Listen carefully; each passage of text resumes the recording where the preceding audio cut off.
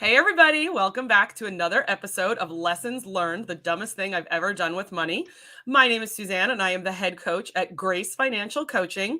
And it is my honor today to welcome my friend Karrie Mosher. I am so excited to have her on here. Karrie is the owner of Thrive With Me, LLC. And I can't wait to hear about the dumbest thing she's done with money. But first, let me tell you a little bit about Karrie.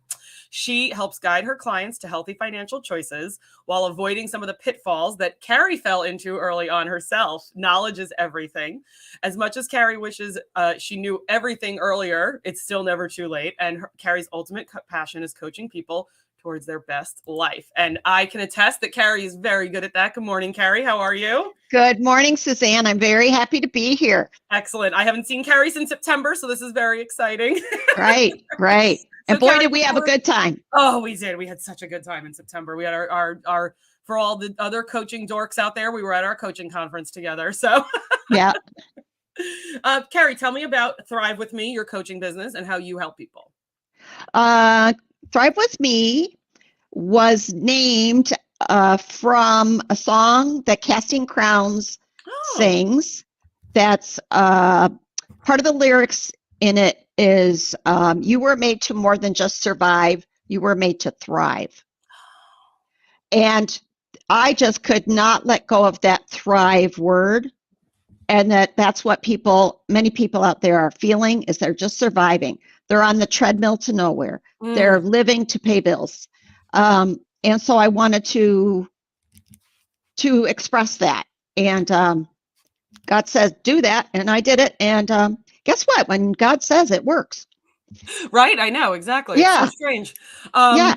The treadmill to nowhere. Tell me about anecdotally or an example of a client that you've had where they were on the treadmill to nowhere and what happened with them.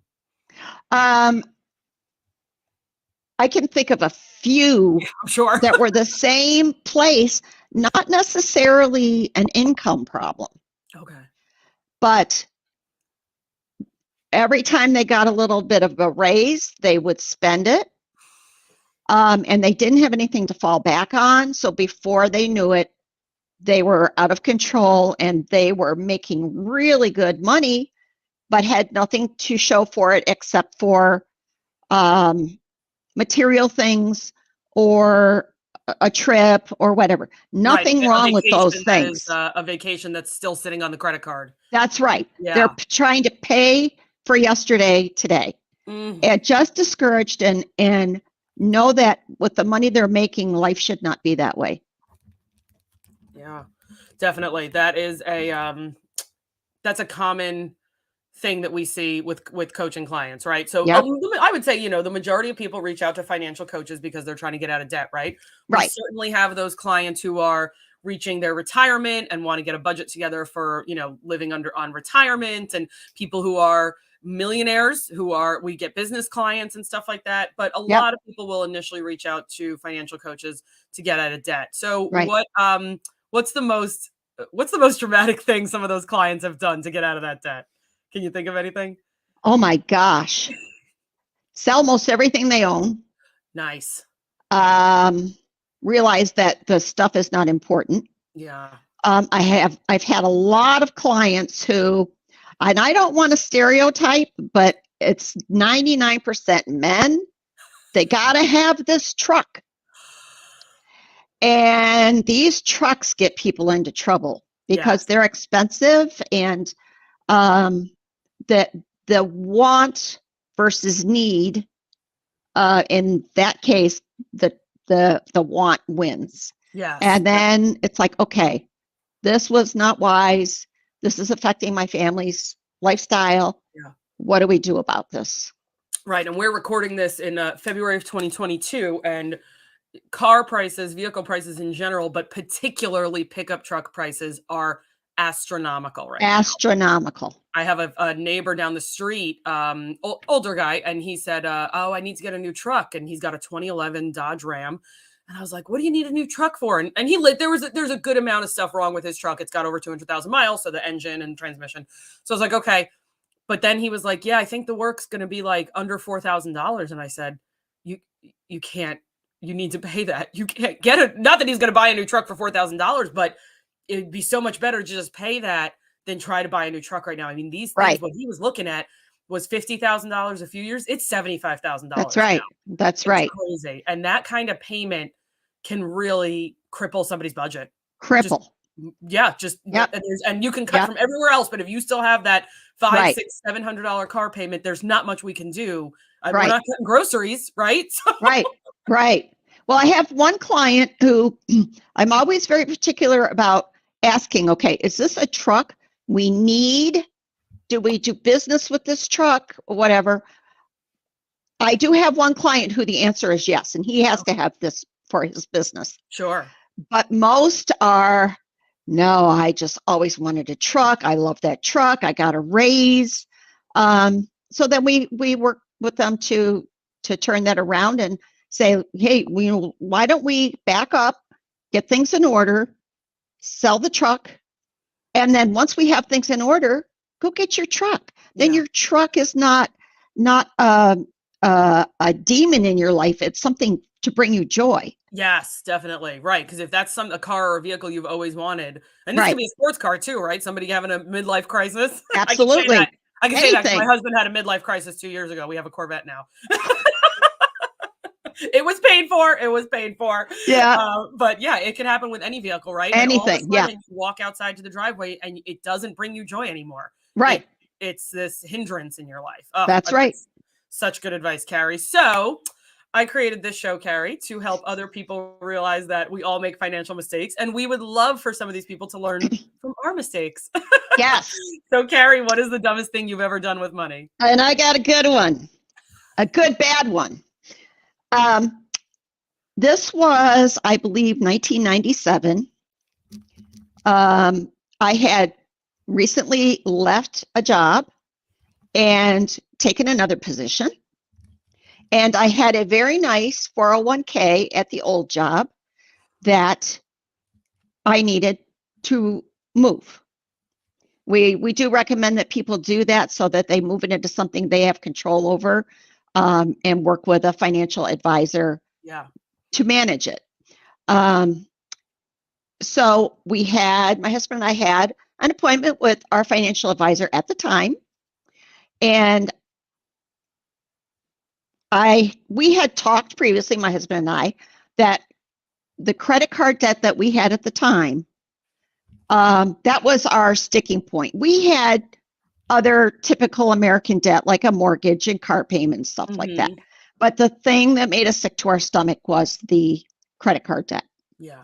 So we had talked and we had made the decision that we were going to take what we owed on the credit cards, pay the credit cards off. Now, not knowing any better, we met with our financial advisor and he told us the things he needed to tell us. We were under 59 and a half. There would be penalties, taxes, all that. He did his due diligence and told us all that. But then he was pretty on board with me doing that. So I felt like I kind of had his blessing. So it wasn't a completely stupid thing to do.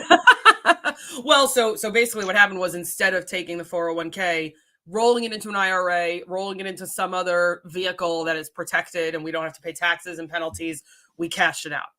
Well, I didn't cash it out. Okay. I did roll it over. Okay. But then I took a draw.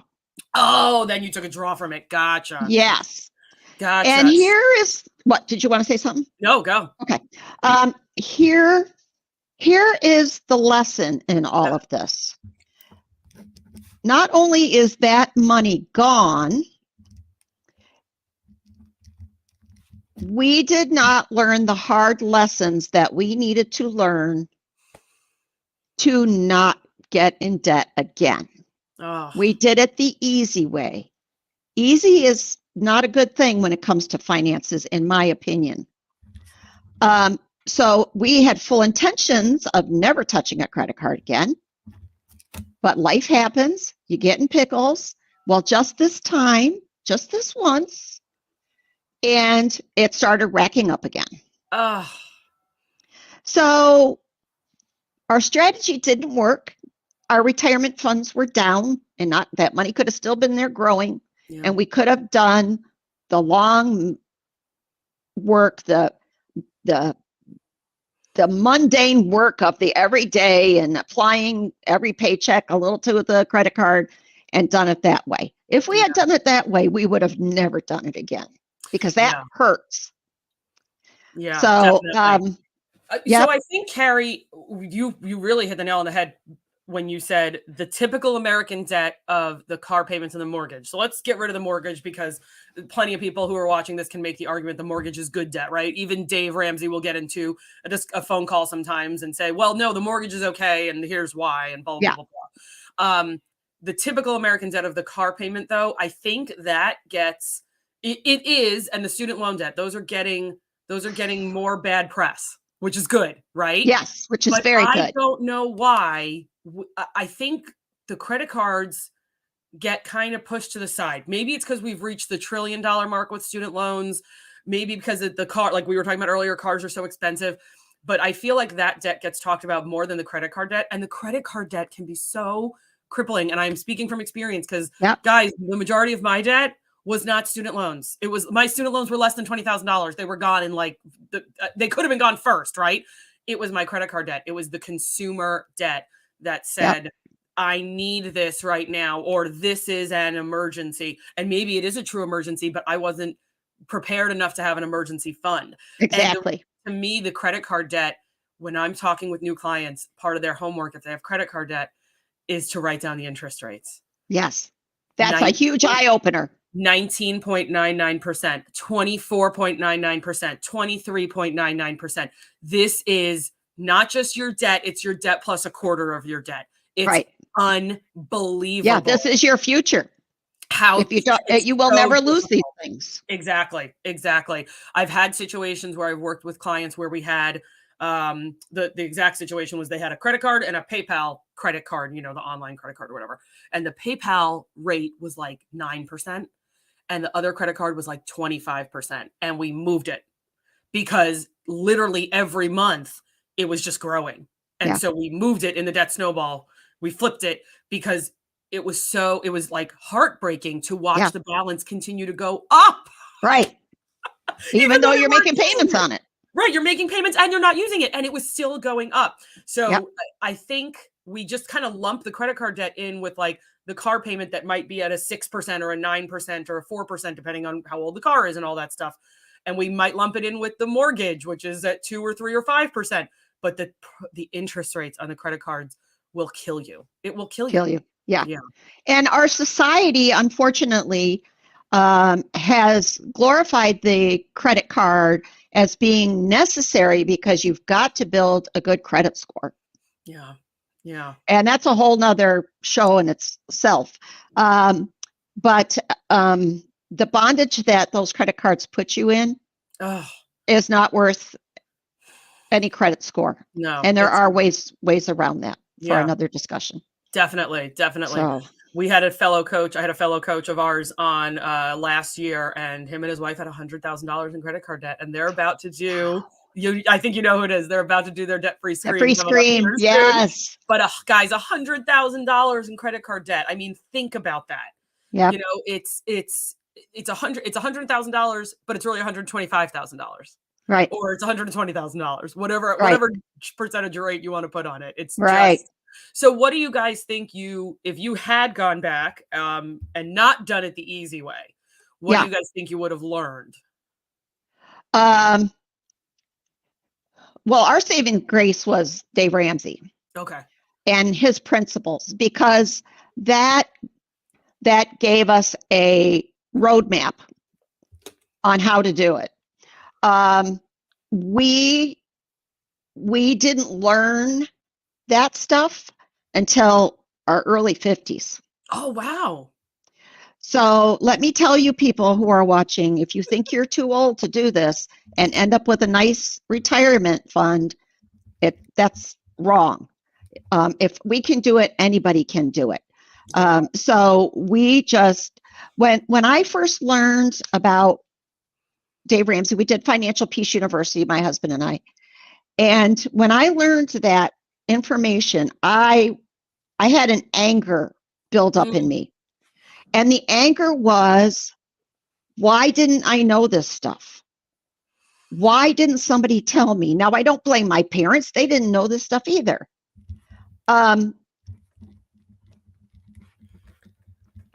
But if we had known, we not only would our retirement fund look a lot better, we would have had a little bit more trips than what we had. And most importantly, we wouldn't have had the money stress and the money fights. Yeah. Because when you work together on your finances, it creates such a wonderful bond. It goes from money being stressful to money being a common goal and something you share and work on. Yeah, it's a wonderful thing. Can do a wonderful thing for a couple. And I want people to realize what you just said. You pointed out two different things that you would have had financially been in a better situation. You would have had more retirement, right? And you would have had more trips, right? Working with a financial coach is not all about having someone beat you over the head and tell you to save money. It's not even close. It's about being able to have the opportunity to choose between putting it in your retirement and taking your entire family to Disney World. And at the same time, getting rid of some debt. Exactly. Right. So that you have a budget that is livable and you could still have a life, not an extravagant life, but a life while you're working on your goals. Yeah. I've got two couples right now that I'm working with, two separate couples, two different coasts. And we're at the stage with both of them where we're going to be working on sinking funds. And, I explained it. Here's your budget and your cash flow. Here's your emergency fund, and the sinking funds fill in that gap. And the sinking funds aren't just, I got one of the couples needs 2 sets of tires on their cars. Like they're in New York. Ouch. They need them like yesterday. If we can hold out till the spring, they'll be okay. But hopefully there'll be no damage. But the sinking fund isn't just saving the boring stuff, like saving up for 2 sets of tires. Right. The sinking fund is saving up for their 25th anniversary trip, which is coming up this summer. That's right. So it's not just all someone beating you over the head and telling you to save money and pay off your debt. We want everybody to have a life and to have That's fun. right. The thing about financial coaching, and especially the way Suzanne and I have been trained, there's no judgment on our end. We are here to help. We're servants. I don't know if there's a person on the planet that hasn't done something really stupid with money, and us included. But through that, we have learned so much, and we have been trained by Dave Ramsey and his wonderful team in Nashville. And our coaching practices and our coaching sessions are judgment-free zones. Yeah. We might need to tell you, that was a dumb idea, but let's work through it. Yeah. Oh, yeah. But that doesn't mean we all haven't been there. All of us have been there. Yeah. Yep. I'm going to be like 90 by the time I wrap up this Facebook, YouTube live show, because like you said, everyone has done something stupid with money. So I have an unlimited amount of guests. It's true. It really is. Everybody's got a story. Mm-hmm. Oh, Karrie, that was really helpful. And I think, man, I wrote more notes today than I have in a long time. And do I have a minute to say something else? Oh, sure. Go ahead. That's kind of a secret. What I just told you was a secret that I didn't share with people for a very long time, because in my mind, I was a bad girl and I did something bad and it's embarrassing. But I've been working with a mindset coach. Oh. A lot of us coaches have coaches. Oh, yes. Various business coaches, mindset coaches, financial coaches. We all need help. We all need coaches. So anyway, I'm working with this mindset coach, and I shared this with her, and the shame I felt in regard to that, even though it was back in the 90s, and I know better now, I still had some shame I need to deal with about it. And she prodded me and told me, this is a great testimony to your clients because it makes you human like them. Yep. And you can tell the lessons that you learn from it. Mm-hmm. So I have since started sharing that story with my clients, and it has been one of the most powerful things that I've done. Oh. So whatever your faux pas are, don't be afraid to share them and let them be learning experiences for those in your life. Yeah, definitely. It is so powerful, Karrie. And like I said, sometimes the credit card debt gets kind of just cast aside, but it can be so challenging. And Yep. it's enlightening that you went through that situation twice. And you Twice. got out of it twice. Yeah. It's amazing. It's Yep. absolutely amazing. Never Karrie, again. no, never again. I knew this was going to be fun, Karrie, but I didn't, I miss you. I miss you too. I know. They're going to take a drive south and see you sometime. Yes, definitely. It's a lot warmer down here. It's going to be 72 degrees today. So your friend Deborah wants to congratulate hi, you. Debbie. Oh, she's such a great person. That's awesome. Thank you, Deborah, for sharing that.